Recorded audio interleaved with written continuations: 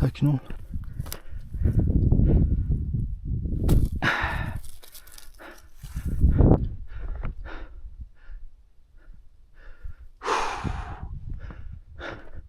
Sonunda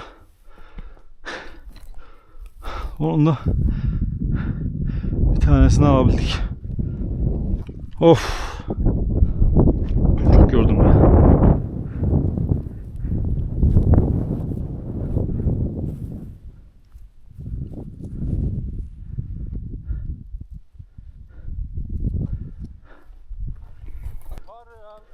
Şşş, Han nerede?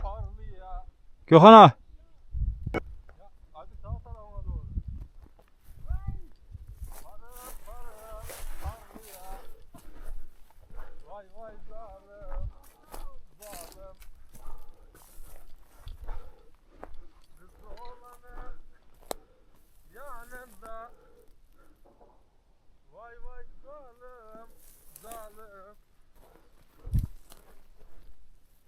Kız olanın yanında vay vay zalim. Lan yanına yine artık bitti işte.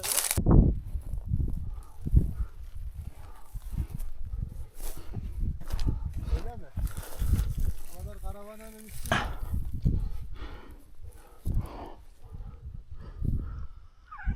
İyi yürekmiş ama ha. Lan sen nereye düştü dedin lan?